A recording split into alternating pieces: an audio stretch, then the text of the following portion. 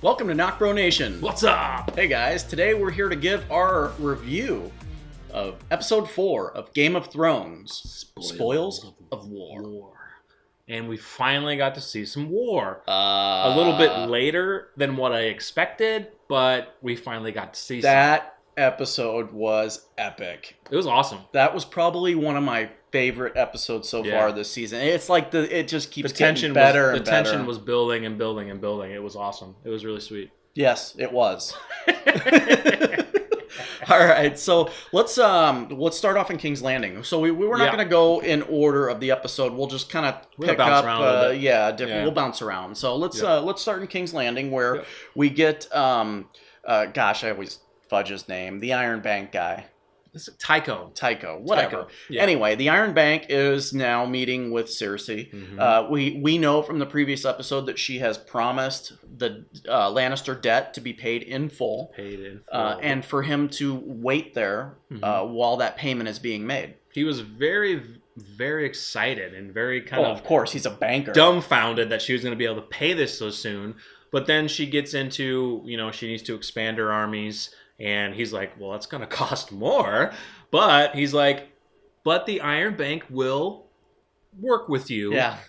Only until we receive this payment. Yeah, so you can see... Not until we receive this payment. You can see his excitement. Like, he's like, ooh, another loan with interest? Right.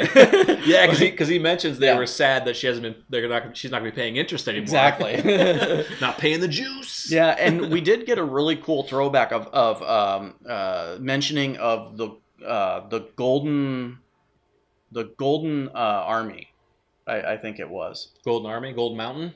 No, it was the Golden Company. Golden Company. Yeah. So as we know, at least from what I gathered, because I am not a book reader, but from what I gathered, I mean, I am a book reader. I just haven't read Game of Thrones books. Haven't read the books.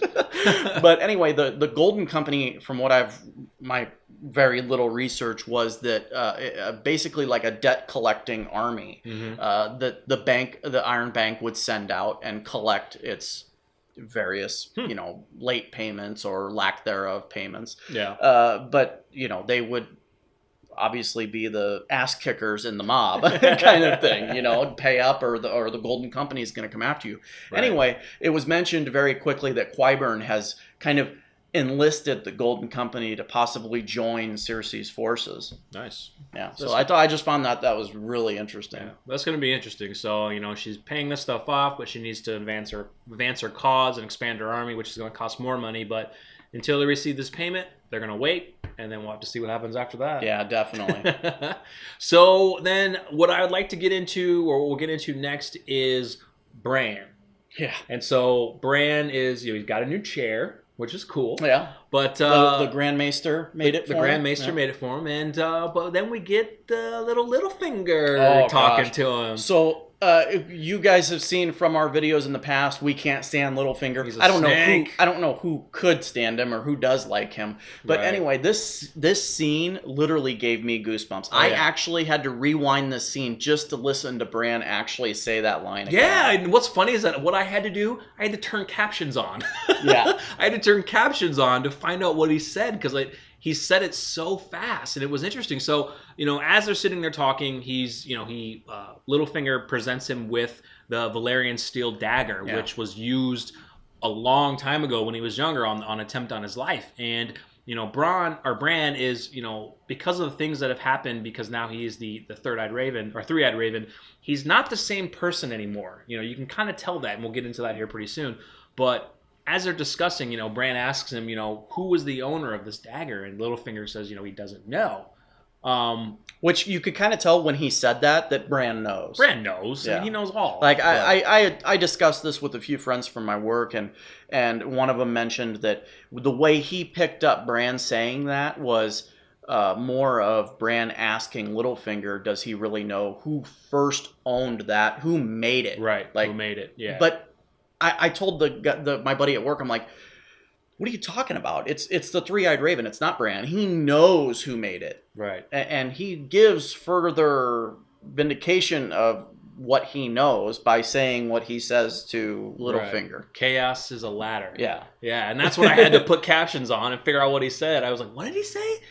a callback, which is awesome. A callback to season 1. Yeah. When Littlefinger and Varys are having a conversation of, what they expect, or kind of their little birds are hearing, basically their strategies against the crown, or against Ned, or their aspirations as who they see on sitting on the Iron Throne. Right. And this is where Littlefinger mentions that he has one dream and one dream only to Varys, and that's Varys knows that Littlefinger wants to be on the Iron Throne.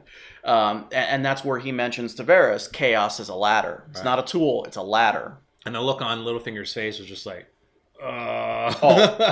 he couldn't make a beeline out of that room quicker than, That's awesome. It was awesome. I loved it.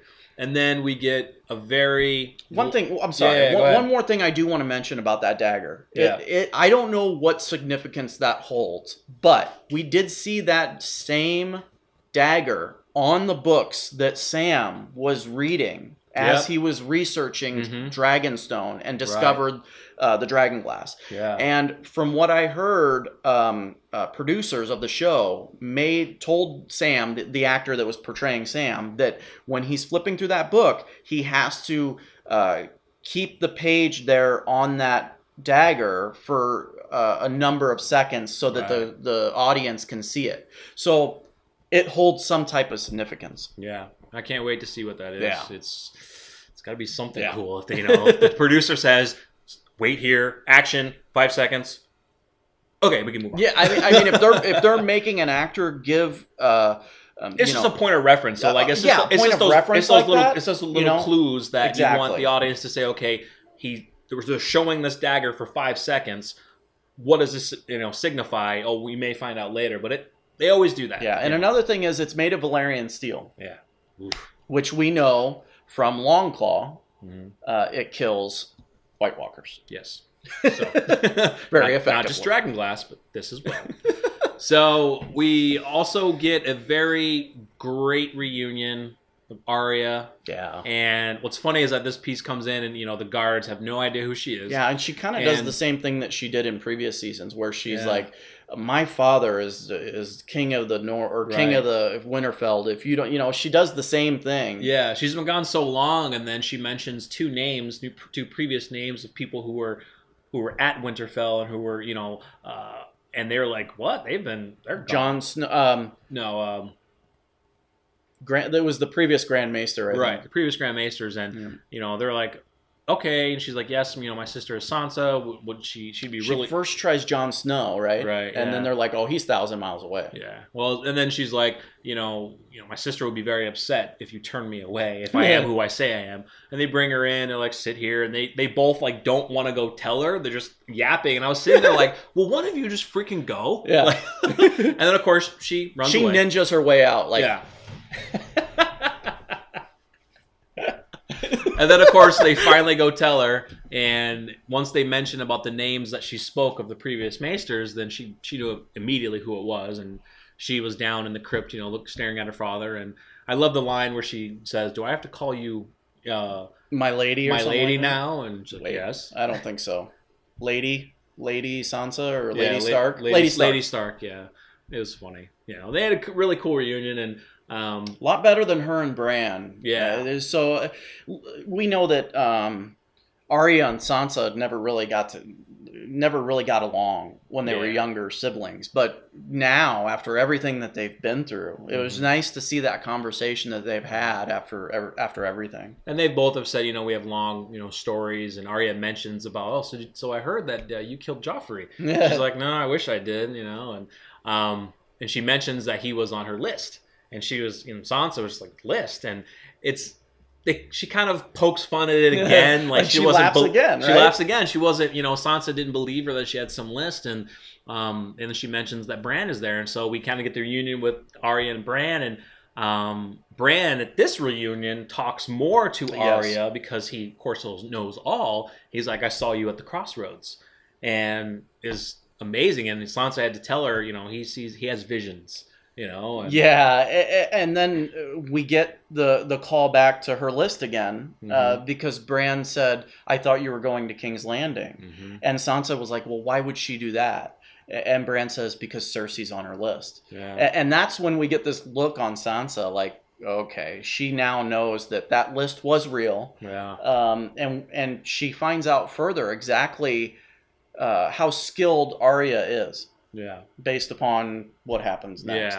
Well, I have to mention this part is that she sees the Valyrian dagger that Bran is holding, and she's asking where he got it. Oh, yes, that's right. And he says he got it from Littlefinger. And once Sansa realizes that, she immediately says, what did he want in return? Because he doesn't give gifts away for nothing. Obviously, she knows exactly what he's like. She knows what's up, and he eventually gives it to Arya because he's like, I have no use for this. I'm a cripple. It's no use for me. So he gives it to Arya. And then coming back to what you mentioned, we find out that Arya is a badass swordsman. Dude. And her and Brienne battle it out a little bit. That was awesome. And their reunion was pretty cool because she swore an oath to her mother to protect her. And that battle was sweet. And so let me ask you this.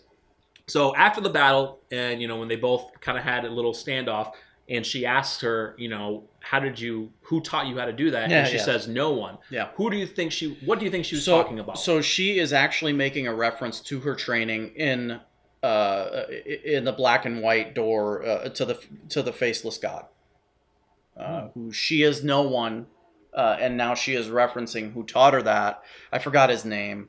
That's who I don't think she's referencing her old swordsman. Syrio Forel? Yeah, Syrio Forel. That's kind of what I was thinking about. I think because if you go back to how Syrio Forel was training her, she took a lot of what he was giving her. Yes, she got more with the faceless people, the faceless cult or whatever they're called. The faceless god. The faceless god. Whatever. Yeah, but I think a lot of her training, a lot of that stemmed from Syrio Forel.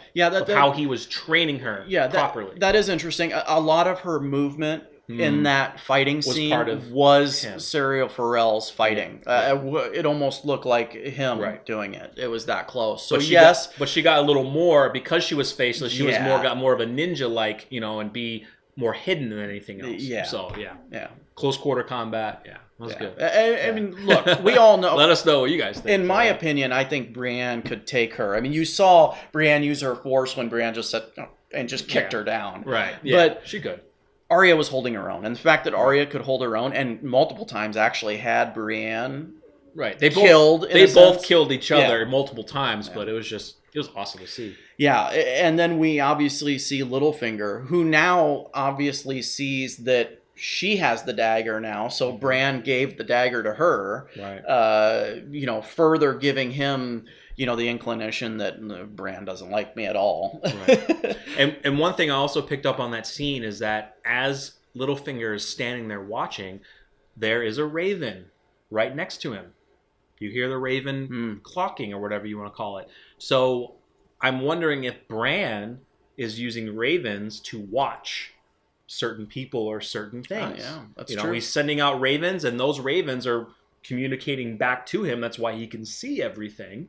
But there was a raven right next to him, and you can hear the raven right next to him. So I thought that was kind of interesting. I kind of read about that online about maybe Bran sends out ravens to watch certain individuals, and he's using a raven to watch Littlefinger. So it's very interesting. He does. I don't know if he's always watching or if he actually has to warg into them and see what they're seeing. So semantics, but semantics. All right. So are we done in Winterfell? We're done in Winterfell. That was really great. I think now we move on to the more serious stuff. We get to Daenerys, Jon, and Missandei. Yeah, and honestly, man, that was another amazing scene. And I thought it was great. Do we go straight to the cave scene, or do we get the Missandei discussion first? We get the Missandei discussion with Daenerys. She's asking, have you heard any word back from the Grey Worm and the Unsullied? Mm-hmm. And Missandei is very concerned, and she says it in a way that sparks Daenerys' interest, because she finally, in a way, gets out of Missandei that her and Grey Worm have kind of have a love connection. And she's known that. Little bits of that. But she kind of comes out a little bit. Yeah.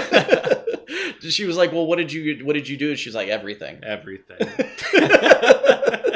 Everything we could do. They bumped uglies. Yeah. So and we get into the cave scene, and John walks her in, and we see just massive amounts of dragon glass. But the best scene, was when he brought her further in, and we see the cave paintings of the children of the forest, and the first man fighting together, and then they show that they drew the White Walkers on the wall. Those White Walker symbols were sick. The symbols were awesome, but what they used is they used the dragon glass, or they used some type of blue diamond for their eyes. And he's like, now you understand what I'm talking about. This goes back before we were even alive. Yeah. This goes back to the beginning that they were fighting them. Yeah, so it was just a captivating scene. Really just amazing. And her and John had a connection. You could see at that point that they just have this immediate connection when they're next to each other now at this point. And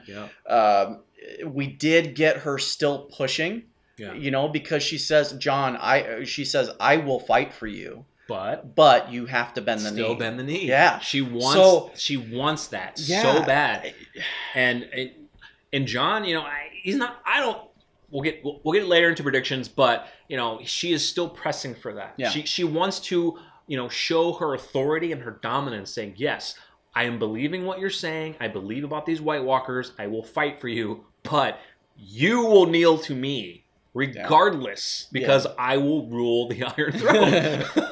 And obviously I think we're going to see a softened position from her. It's not going to come till closer to the end of the season. But definitely. So we get them leaving the cave. And more importantly, we get Varys and Tyrion standing there as if something's wrong. They tell Daenerys that they've taken Castle Rock, but at a cost of losing half of her army, half the fleet. And High Garden has been taken, and Olenna is dead. And so we get into the conversation where Daenerys is talking, and she's kind of furious with Tyrion because she's furious. She feels that he is being a little too lenient on his strategics because he does not want to wipe out his family. And that's what she asked him. She's like, I think you're too afraid to kill your family, But he's standing his own ground and saying, look, I am doing this to better, not really protect her, but doing this in a strategic way where we're not just going to get wiped out. But he understands that they've lost a lot of their power right now, and she's losing. And she understands that, and she even says that. And this is another scene that I loved right here in this moment. This interaction, we see another. You could even say that she's starting to soften right here at this moment. She does, because she turns to John. And she doesn't ask for her hand's advice. She turns to John and asks John for advice and says, I'm losing. What would you do? Right. Because she wants to get on her. She wants to get on Drogon and go. Go to King's Landing. Go to King's Landing. And wipe everyone out. And wipe everyone out. And what I liked about this is that she's asking John, and John put it to her very clear and plain. He's like, you can take your dragons and you can burn cities and do all of that, but that makes you no better than them. Because all you're doing, yes, we understand that there's going to be war on what you want to do, but for you to just take your dragons and go burn down that city right now, you're no better than they are right now. So we do get another scene between Jon Snow, Missandei, and Ser Davos. And this is kind of Jon kind of prying, Jon and Ser Davos prying on where Missandei is from, that she was a slave, she was traded, and that Daenerys freed her, and that she's choosing to fight alongside with Daenerys.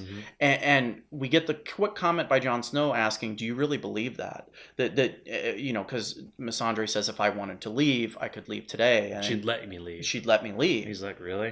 Do you think she'd let you leave? Yeah, and she says, yes, she would provide me with a boat, and I'd be on my way. And she reassures Jon that, look, everyone that is fighting for Daenerys is fighting for her, not for anything else. Right. Because they believe in her. So that's kind of just reassuring Jon that Daenerys is indeed a very good person and naturally wants the best for everyone. Right. And then we kind of also cut in, we kind of see a quick scene with Theon. So Theon, they see a Greyjoy ship, and Theon comes to the island, and you love Jon's comment. He sees Jon for the first time forever. Like even before he sees Theon, he's like, is that a Greyjoy ship? Yeah. Like, yeah. Yeah. And so, Theon even asks about Sansa, and Jon tells him the only reason you're alive is because of her right now. Yeah, takes him by the pretty much by the throat with force, and says the only reason Sansa, what you did for Sansa is the only reason why I'm not killing you right now. And so he mentions that everyone was taken off the ship. His sister has been taken by Euron, and so they'll be figuring that part out. So we leave the best for last, my friends, and the battle that we have been waiting for begins. But before that, we kind of, we get Jaime and Bronn talking. Bronn is, he's wanting his payment. He's like, hey, I helped you out. Where's my money? Where's my castle? He says, where's my money? So Jaime gives him a bag of tons of gold. And then Bronn's like, where's my castle? He's like, how about I take this one, which is Highgarden? And he's like, do you really want that? It's a lot of maintenance. There's a lot of dead bodies in there. I don't think you really want that. And so that was pretty cool. And then one of the Tarleys, the father and son, Randall Tarley. Well, first, what was funny is Jaime comes up to Dickon, Charlie. Dickon. And he's like, Rickon? And the guy's like, no, Dickon. Yeah. Bronn laughs. Bronn laughs. It's just like, really? You forgot his name? And so they ask him, how he thought about the battle, and and after his father kind of rode off, he's like, your father's not around, you can tell us. And that was his first battle. He was kind of almost sicked and threw up from the smell of death, and he had a lot of fear in his eyes. He looked very scared. He's very young, and this is his first battle, but he looked very scared. Yeah, I think he mentioned another thing is that a lot of people that he battled, he's not used to battling or fighting alongside the Lannisters. Right. But a lot of people, that died were people he knew. People he knew that he had, hung out with. Yep. Had beer or whatever, but. Yeah, and so they're making their way back to King's Landing with the gold.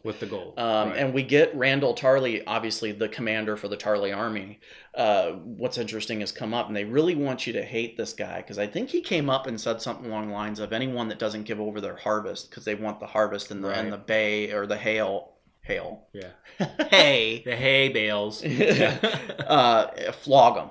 Yeah, flog them. And Jaime's like, let's not get too hasty right now. Let's just go. We'll pick that up, but let's go. And I think he was also talking about the men moving the stuff back. He's like, if they're moving too slow, let's freaking flog them. Yeah, it's like, just no. Like, they just fought a grand battle. Let's just chill out for a minute. Keep in mind, I think there's a reason why they're wanting us to hate Randall Tarley. Yeah. I don't think he's going to last. Yeah.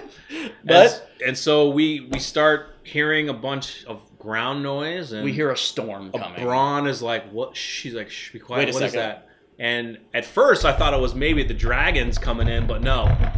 It was just a horde of Dothraki on horses coming in just from the distance over the hill, and they start lining everybody up and everything, and as they get really close, they hear Drogon. He comes in, fireball right down the middle. Right down the center. And Drogon just destroys it was amazing. So much stuff. Can I say one thing before we get into this battle? Yeah. Going back to, I think it was season 1, with Robert Baratheon, makes a really critical comment to Ned Stark when they find out that Daenerys has wed Khal Drogo. Robert Baratheon says only a fool would fight a Dothraki horde in an open field. Right. And they're in an open field. A massively open field. Getting attacked by a horde of Dothraki. Right. Miles away from King's Landing. Yeah. So they have no backup. They're going to get and a huge dragon. 747 dragon coming at them. So Drogon's just burning just tons and everyone, and they're just shooting regular arrows at him. Like, that's not going to do anything. They bounce off his chest, I think. Yeah, and a lot of Dothraki are getting killed too, but Bronn, they have under the wagon, they have the machine. They have the big bow and arrow and the big bows in there, the arrows in there that can penetrate Drogon's, scales and get through him. So I think he shot off 2 of them. One of them missed. Yes. One of them did deflect off his chest, and then I thought the third one hits. The third one hits right in the shoulder. Yeah. And it injures Drogon, doesn't hurt him that much, and he comes down to the ground. And actually, he hovers a little bit. He hovers over it, and actually, Fireball destroys it. The thing. Bronn is still alive, but then he comes down to the ground, and then Daenerys climbs off the top, tries to pull the spear out, and we get a scene. What was funny is that Tyrion is actually I loved that. Tyrion's on another hill watching over it, and he is looking right at Jaime, and he's telling him, "Leave, you fool." Yeah, he says, "Leave, leave, you." Excuse my French. Leave, you fucking idiot. Yeah, leave, you fucking idiot. And then, as Jaime sees the spear and is just sitting there contemplating, one of the spears, yeah. I'm going to take this spear, and then actually goes and takes the spear and starts charging at Daenerys. Not Drogon, right. Daenerys. He wants to kill This Daenerys. This is his one chance. Right. And again, Tyrion's like, "You fucking idiot." Like, "You fucking fool." Right. Like, again, he says it. I loved that. I loved it. Yeah. Drogon turns, sees him. Fireball comes out. Bronn comes over, knocks him off his horse, saves his life. But then we see them, mostly Jaime, falling in the water because of the weight of his armor is going to weigh him down. I didn't pick up on that right away. I'm like, why is he just floating? And then I'm like, oh yeah, the weight of 100 pounds of armor. Yeah, the weight of his armor. We'll get into predictions, but you're led to believe either he's going to be dead or we have no idea. But and there's another thing that I didn't like. I was like, after that, it ends. Of course it does. I was like, of course it has to. And I knew once the Screaming Black, I was just like, no, don't end it like that. It was so epic. It was so amazing. Awesome. Like the part where the Dothraki is charging Bronn on his horse and just cuts off. Oh yeah, he leans down, cuts the leg off, and then Bronn shoots one of those huge arrows at the Dothraki guy and sends him flying. That dude was done. It was amazing. Like, to me, honestly, it was like Battle of the Bastards level. Yeah, and what was interesting is that I didn't expect for them to have the big arrow and spears. I didn't either. I didn't expect them to have that with them, but they were smart. Or Cersei said, "You have to take this with you just in case you come across it." Yeah, that goes back to Cersei's, knowledge of battle and warfare and what she learned from her father. But they were prepared for this. They couldn't handle it. They underestimated the power of this thing. Yeah, I mean, not just the dragon, but also the Dothraki. Absolutely. They were in the open field. They were cut off. They had no backup or reserves, and their men were frightened to see a massive horde of Dothraki along with a dragon. Yeah. You could see the one guy was like shaking. He was like, Do I have to stand here with this spear? I mean, you'd be terrified. Yeah, it was great. I mean, you saw a moment of fear from even Jaime when he saw that dragon. Oh, they both look like whole. I mean, just look, you hear it. You hear about a dragon, but then when you see it, you don't believe it. Yeah. Everyone has that. Every single person that has seen that dragon has had that reaction. Yeah. Even Jon Snow when he's walking up to Dragonstone. Oh yeah. So great awesome, guys. Episode 9.9. 9.9. I will give it a 9.9. Yeah. It was that good. Yeah. I thoroughly enjoyed it. It was a shorter episode, and I think the next 3 will be longer ones, but yeah, I cannot wait. God, and what's interesting, was it seven episodes for the season? 7. Man, we're almost done, guys. Yeah. I wish that we would have started this channel in the first season. Oh, God. Yes. All right, guys. How fun would that been? All right, guys. Let us know what you thought of Spoils of War and what you're thinking of the Game of Thrones Season 7 so far. Like the video, subscribe to our channel, follow us on Twitter, and please comment of what you like about this series so far, because we'd love to interact with you. And most importantly, guys, if you get a chance, share this video. We'd like others to see it so that we can actually get more of us together and talk about this, because we love to. Yes, definitely. So, NocBro Nation, we're out.